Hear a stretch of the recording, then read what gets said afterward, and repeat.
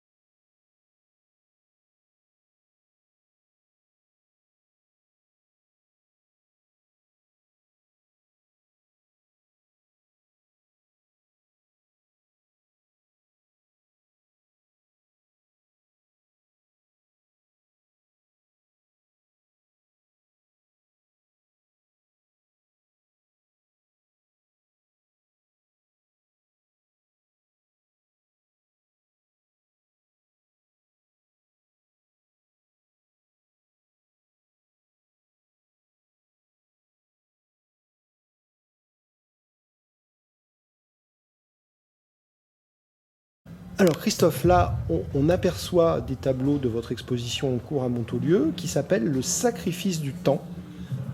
Donc, quand j'ai ouvert l'exposition en avril, au début ça s'appelait Il y a de l'espace quand il y a aussi de l'espace. Le titre arrive avec la nécessité d'un pragmatisme. Ouais. On a la poésie qui œuvre, qui se fout de vous. La poésie, elle fait ce qu'elle a à faire. Et après, on doit respecter le fait de l'offrir à un public. Et donc, on a le pragmatisme qui arrive ensuite. Vous jouez sur des œuvres un peu épurées, des œuvres très pointues, très précises. Donc, vous jouez sur cette espèce de conjonction entre l'infiniment complexe et l'infiniment épuré. J'ai l'impression c'est une une tension qu'il y a dans votre travail? Je crois que c'est un processus. C'est le processus de la concentration. Elle pointe un objet, un détail, jusqu'au point, à force de le pointer. Elle s'ouvre, elle lâche le détail. Voilà, on va regarder quelques œuvres in situ. Alors Christophe, qu'est-ce que vous évoquez avec ce tableau-là? Ben, c'est évident qu'ici, tous les voyageurs qui ont embarqué dans des transportations, des barques, sont arrivés à un endroit où il y a un fleuve rempli de barques dans un courant. Donc on a ici des barques arrêtées et des barques dans un courant. Et on a face à tout ça une sorte de mont avec un écran vide au-dessus du mont, sur le pic. Ce sont des détails qui échappent la plupart du temps à celui qui ne sacrifie pas son temps. Oui, pour regarder, prendre le temps de regarder. Il faut sacrifier le temps. On ne peut que sacrifier pour obtenir quelque chose. Comment vous travaillez au niveau technique là, pour faire ça? La technique, c'est ici, sur cette série-là, ce sont un pigment noir de vigne que j'ai travaillé avec des cols, parce que ma recherche était d'aller vers un noir très mat, très profond, très mat.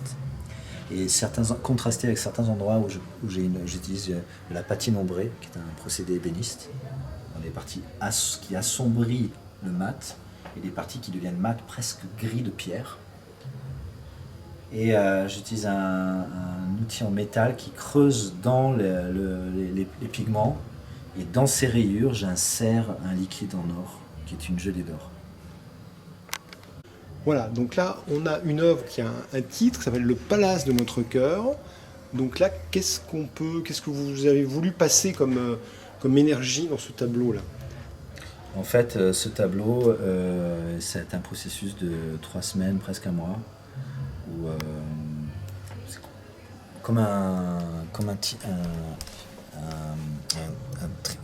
qui fait des tricots. J'ai tissé, en fait. J'ai tissé un temple.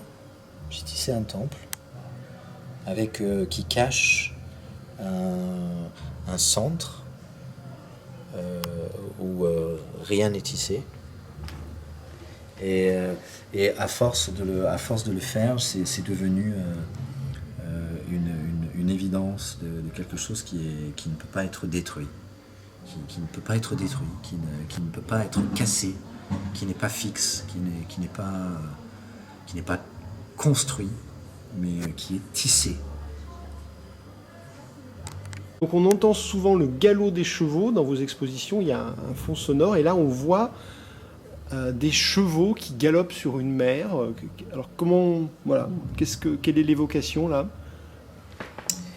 Alors l'histoire, en général, je n'utilise pas un symbole pour dire quelque chose. J'ai remarqué que en fait, le symbole vient lui-même. Donc je suis ignorant en fait la plupart du temps, et c'est l'énergie créatrice qui m'enseigne. Moi, j'ai rien à dire, mais je dois m'aligner à une énergie créatrice qui vient m'enseigner. Et après, je partage le fruit de ce travail. Ici, les chevaux, ils sont arrivés, je ne vais pas raconter toute l'histoire, il y a toujours des sortes de petits contes derrière les œuvres, qui sont des contextes qui s'embriquent et qui me permettent de me mettre de côté. Les chevaux ici, ils sont les ambassadeurs de la sensibilité. Un peu comme dans les steppes, les guerriers ou les voyageurs. Quand le cheval d'un coup, alors qu'ils doivent passer par là, mais quand le cheval d'un coup s'arrête, ils lui font confiance. Ils sont capables de faire un détour de plus de 1000 km parce que le cheval s'est arrêté. Et ils disent, le cheval, il sent plus que nous. il y a quelque chose ici qui est arrêté, faisons le tour. Alors, ça m'a plu cette histoire chez les Mongols, cavaliers mongols. Mais ça, c'est une histoire qui est venue d'un public. Moi, personnellement, ces chevaux-là, ils ont été les outils pour évoquer la fragmentation et le centre magnétique. Et le rapport à l'élément eau derrière, du coup? L'élément eau, c'est le bleu. C'est le bleu. Ouais. C'est le bleu, c'est une couleur qui a un effet sur notre être. Vous avez un peu comme Klein, un rapport un peu mystique à la couleur énergétique, du coup? Je crois, je ne peux pas le prétendre, je ne pourrais pas le prétendre. Bien sûr que j'ai lu, j'ai des connaissances chez certaines traditions, notamment chez les bouddhistes, mais aussi chez les chrétiens, et même les orthodoxes, et même chez les arabes. Il y a des évocations et des sens médicinaux dont la couleur a un rôle, c'est évident. Dans une tradition dzogchen, le bleu, c'est évident, il est là pour aider à dissoudre la confusion. Ça rejoint le travail, fragmentation et centre magnétique. La fragmentation, toutes les parties de notre être qui sont fragmentées, opposées, en conflit, oui, non, dans la dualité, et le centre magnétique qui est le sens profond de notre cheminement et sa valeur et son sens,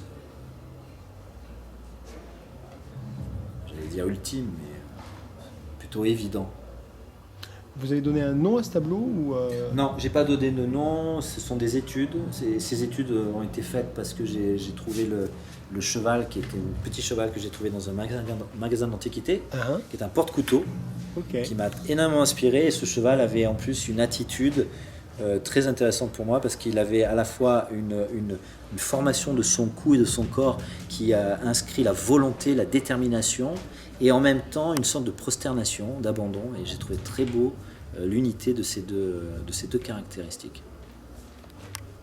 Voilà, donc là on a une série d'œuvres qui est plus une forme d'appel à la vacuité, j'ai l'impression, qui s'appelle, alors comment vous avez appelé ces... Égal. Égal. Égal avec beaucoup d'espace entre chaque lettre. Ouais. E, G, A, L. Alors qu'est-ce qu'on peut imaginer? C'est des barres compilées qu'on voit au centre à chaque fois ou... La forme qui est venue est une barre, est en tout cas la forme d'un transport. Je dis toujours quelque chose qui va transporter et c'est accumulé. C'est devenu une verticalité en fait. La barre qui transporte l'horizon, sur l'horizon. L'horizon indispensable est devenue une verticalité qui devient une colonne stable dans une vacuité insaisissable. Alors du coup, le choix des fonds, des couleurs, ça vous vient de façon intuitive, j'imagine Ouais, intuitive, instinctive, parfois pragmatique. J'ai que ça dans l'atelier et je peux faire avec. Il y a un mélange entre l'accident, le hasard, l'évidence. Et des fois, j'ai des visions parce que je fais beaucoup d'études avant. Je travaille beaucoup des études au pastel gras. Parce que les grands tableaux me coûtent énormément en logistique, au niveau bois, châssis. Et il y a des tubes, il y a 50 tubes d'huile pour un tableau.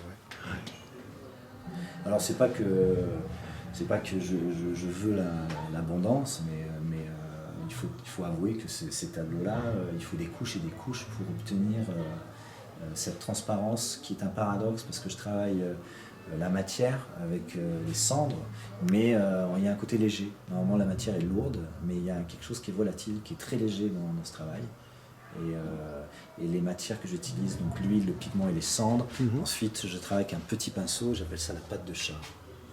Donc c'est des cendres qui sont sur le... Ce sont des cendres qui sont grattées avec un petit pinceau que j'appelle j'appelle ça la patte de chat, comme un chat qui, avec ses pattes, appuie comme ça à gauche à droite pour savoir est-ce qu'il peut se poser là. Cette idée d'introduire des cendres, il y a presque quelque chose d'alchimique dans votre travail, il y a des références. C'est venu, la cendre, c'est venu grâce au feu. J'ai travaillé beaucoup de pratiques toltèques avec le feu. J'ai été amené à appréhender un feu avec beaucoup de rigueur. Mmh. Pour moi, quand quelqu'un fait un feu et jette un bout de papier dedans, ou son mégot de clope, ou qui met les branches tout en désordre dessus, ça me casse le cœur. Mmh. Un feu, c'est une relation avec un grand-père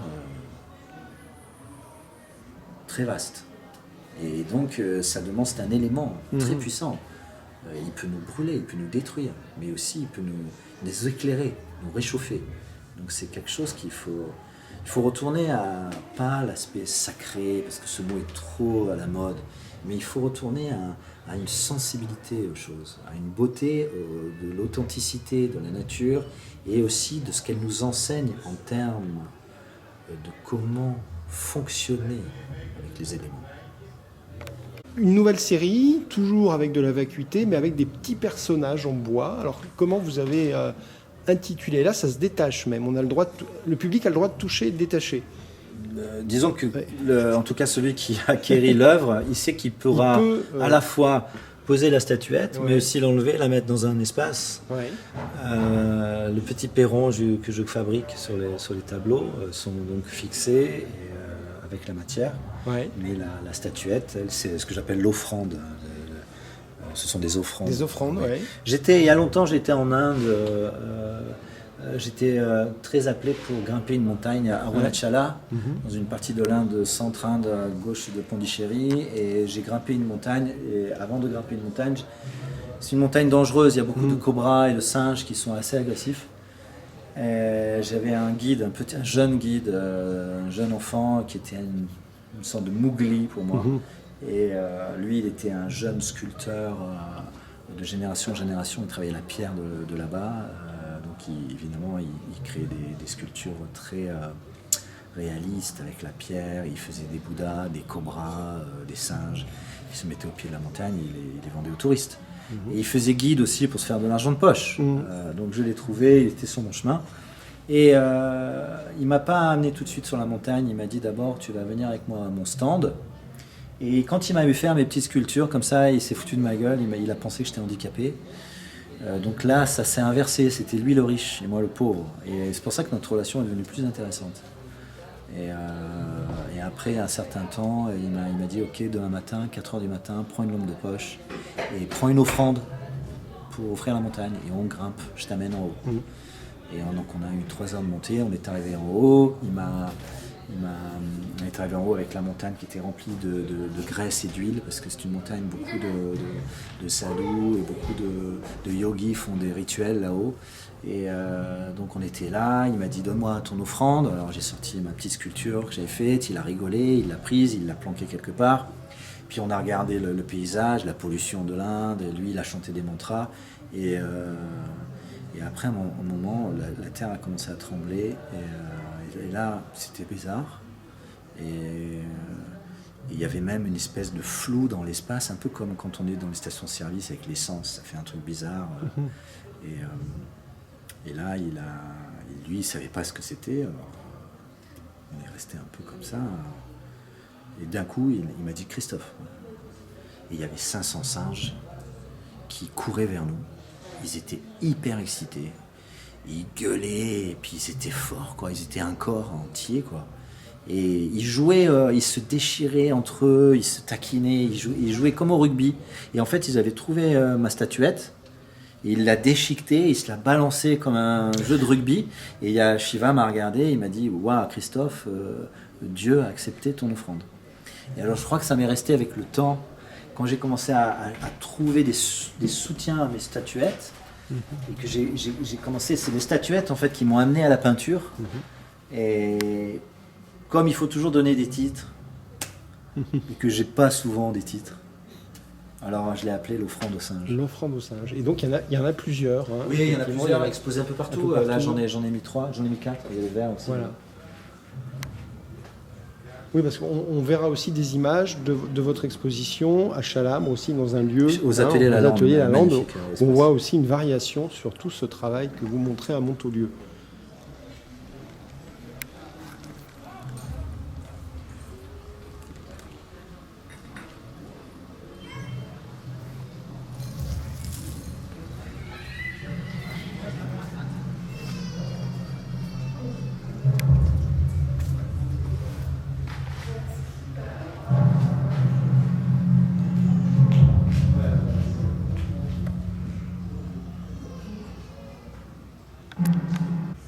avant de voir, dans cette première pièce, on entend. Oui. On entend le tambour, des bruits de tambour. On entend une terre qui résonne. On entend un sol qui bouge. On entend quelque chose qui t'appelle, mais en bas, pas en haut. On entend quelque chose qui te dit arrête de fuir. Reste ici, sois toi. Sois exactement ce que tu es. Voilà ce qu'on entend ici. Et là, Ici, c'est un tableau qui vient d'une série qui s'appelle L'héritage noir et or. Et je crois que ce tableau, de mon propre expérience et de l'expérience que j'ai entendue de beaucoup de visiteurs, c'est un tableau qui vient provoquer une sensation. La sensation d'être perdu.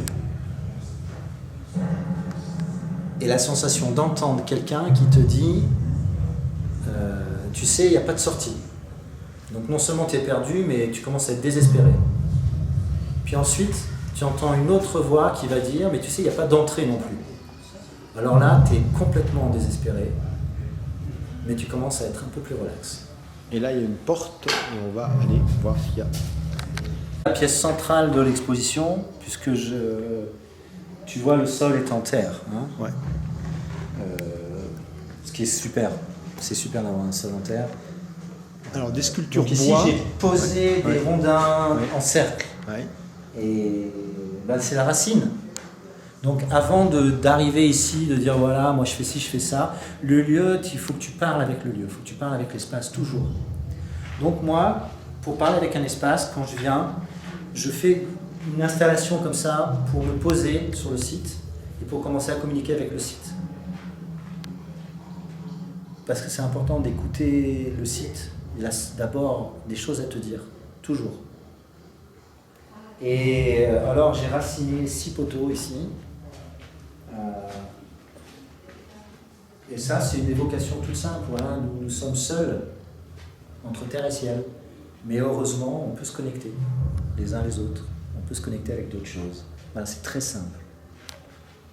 Alors et les tableaux, alors une série de tableaux au mur. Les tableaux sont deux familles de tableaux ici. Il y a les tableaux avec les petites statuettes. Ce sont des offrandes aux singes. Hein, notre esprit attrape tout comme un singe. Alors c'est une offrande à cet esprit pour qu'il abandonne un peu.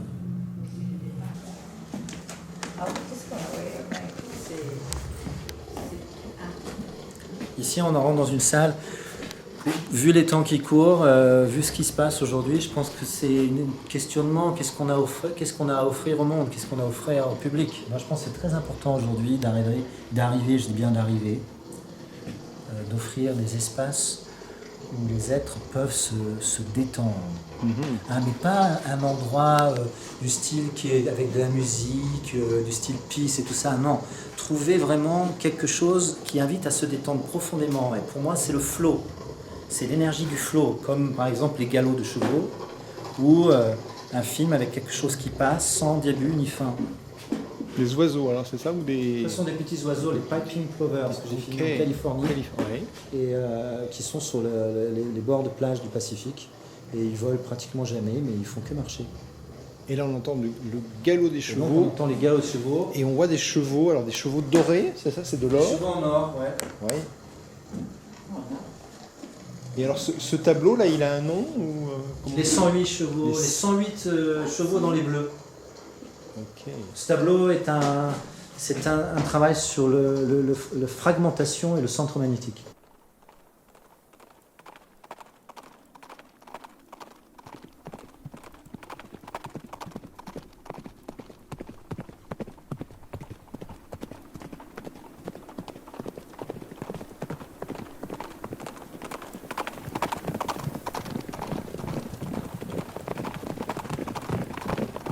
Alors Christophe, après cette balade à travers vos expositions de Montaulieu et de Chalabre un petit peu, est-ce que aujourd'hui on est dans un monde qui est quand même dominé par l'argent, l'art contemporain, des artistes surcotés? Est-ce que vous, quelle vision vous avez de l'art? On a l'impression que vous cherchez à passer, à offrir des choses. Quelle est aujourd'hui, selon vous, la fonction de l'art dans notre société un peu déréglée? Est-ce que vous avez une réflexion là-dessus? Déjà, moi j'ai sauté du Titanic Ouais, il y a longtemps. ouais. Donc maintenant je suis sur une barque. Oui, vous voyagez. C'est pour ça qu'il y a le temps de beaucoup de poésie. Hein. Tu es sur la barque, t'as Oui. ça à foutre. Hein. Ouais. Mais ça rejoint les vieux taoïstes ou les gens à un moment donné qui vivaient dans les altiplanos, dans les montagnes.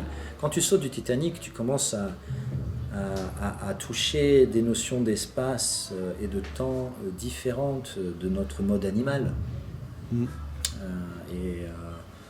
Et alors,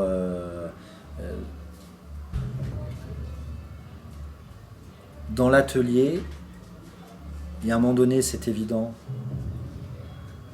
Tu fais pas quelque chose pour être aimé, tu fais pas quelque chose pour recevoir quelque chose, tu fais pas quelque chose pour être à la mode, tu fais pas quelque chose pour être vu, tu fais pas quelque chose pour résoudre quelque chose, tu fais pas quelque chose pour arranger quelque chose, tu fais pas quelque chose pour défendre, pour prouver. Tu glisses dans un abandon, dans une générosité, dans un vrai partage. Et ça, c'est offrir. Et je crois que c'est cette énergie-là qui devient une fonction quand tu commences à réfléchir pour présenter toute cette insaisissable aspect de l'énergie, tangible en plus. Alors c'est compliqué aujourd'hui d'arriver à me donner des clés à toute une société du Titanic qui est encore dans beaucoup de schémas qui sont pas interconnectés mais interprisonniers les uns des autres. Sans prétendre avoir trouvé quelque chose, je peux dire que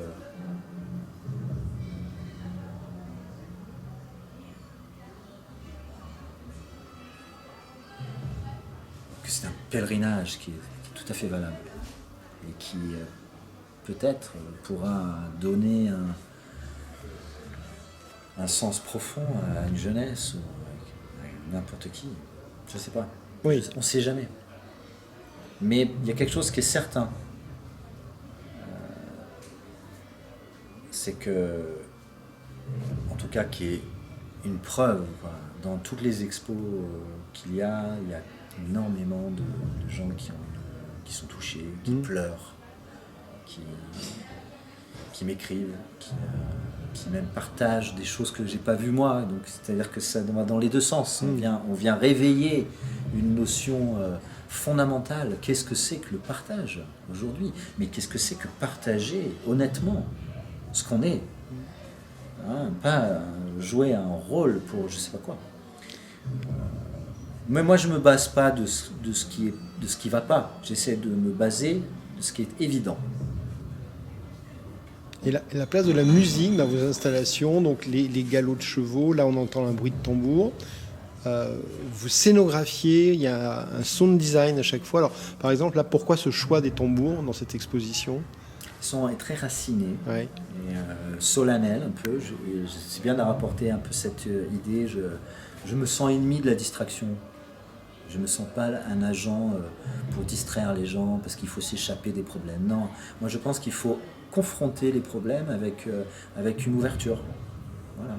Et l'art a aussi cette fonction d'apprendre à nous ouvrir au sein même de l'honnêteté de faire face à ce que nous sommes. Et j'utilise une expression qui est spontanée, qui n'est pas représentée, et qui est une expression qui évoque, qui devient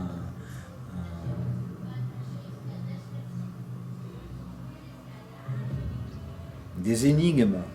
On peut dire que c'est un support de méditation pour le public. Il faudrait que le public... Vous avez mis des chaises à Chalab pour effectivement les gens puissent se poser et peut-être prendre un temps de repos, de méditation. J'ai adoré. L'expo à Chalab, j'ai adoré dans le sens où on a mis une œuvre dans une pièce, j'ai fait une petite installation au sol, on a mis la bande sonore et on a mis des chaises longues et un sofa.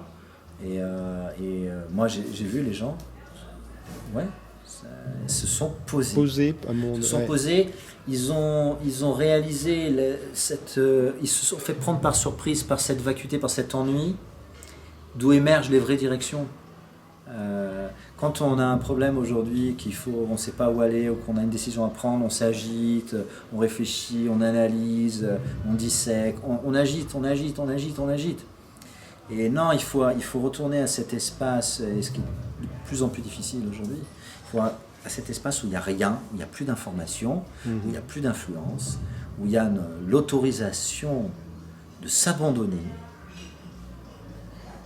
éventuellement de laisser émerger une clarté qui n'est pas un concept, qui n'est pas basé dans des concepts.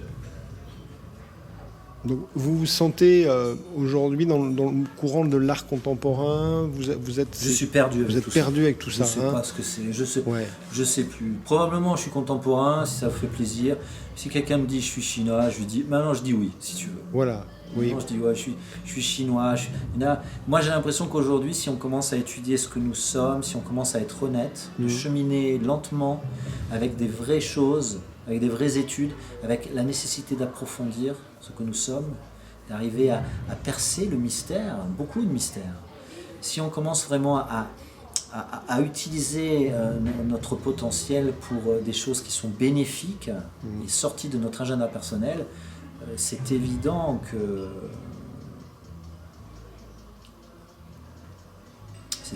qu'on va s'abandonner à quelque chose qui est évident. Et vous pensez que ça peut avoir un effet sur le monde ou c'est pas votre but premier finalement? Non, j'ai pas un but premier, je peux pas dire ça, c'est pas vrai. Non, là-dessus,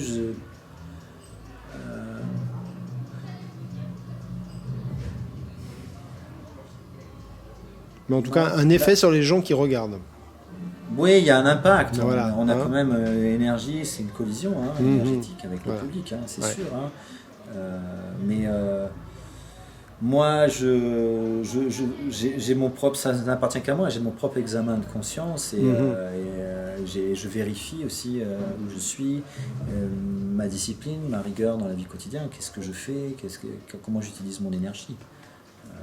Elle va ressortir dans ce que vous faites. Dans l'œuvre. Voilà. Oui, c'est un miroir de vous témoigner de qui vous êtes et de votre recherche peut-être à travers ce que vous faites. On est obligé, ça c'est ça, tu peux pas échapper à ça. Ah ouais. C'est comme n'importe qui. Mais le but, si vous voulez, c'est pas d'amener sur une pancarte ce que nous sommes.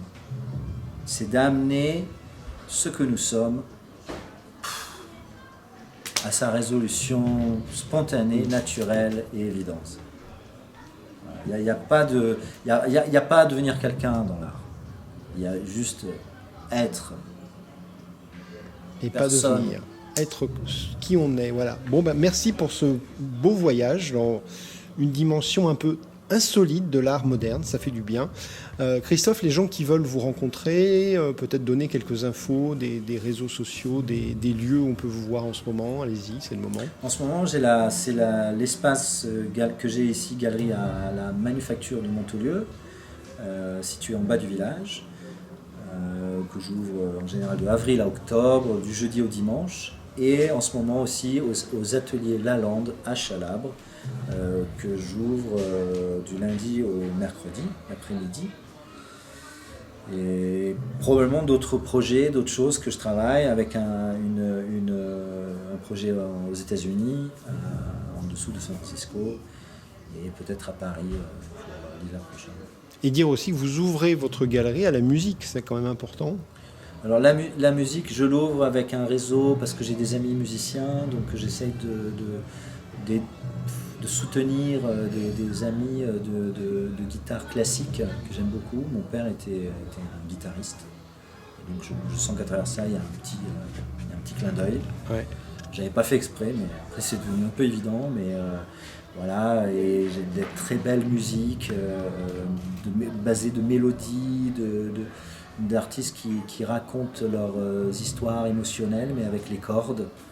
Et généralement d'Espagne, de Chili, d'Argentine, de Colombie. Donc j'essaie de faire ça. Et aussi d'autres artistes, notamment une artiste très proche qui est dans les chants occitans du XIIe siècle. Voilà, donc tout un beau programme. Alors, il y a un site internet, une page Facebook, quelque chose pour suivre tout ça? J'ai un site internet pour le travail de mes œuvres qui est généralement jamais à jour, mais bon, il faut s'y pencher. christophesouc.com. Et j'ai une page Facebook, un truc Instagram. J'avoue, je l'abandonne un peu. Un petit peu, ouais. Un petit peu. J'aime tellement le contact physique et j'aime tellement réaliser une vie pas trop virtuelle, j'avoue. Voilà, en tout cas pour nos spectateurs, si vous passez dans l'Aude à Montaulieu, passez au village du livre. Il n'y a pas que des livres, il y a des artistes et il y a la manufacture. Vous avez un très bel espace, la galerie Grand Ours. Merci Christophe Souka. Merci beaucoup Stéphane.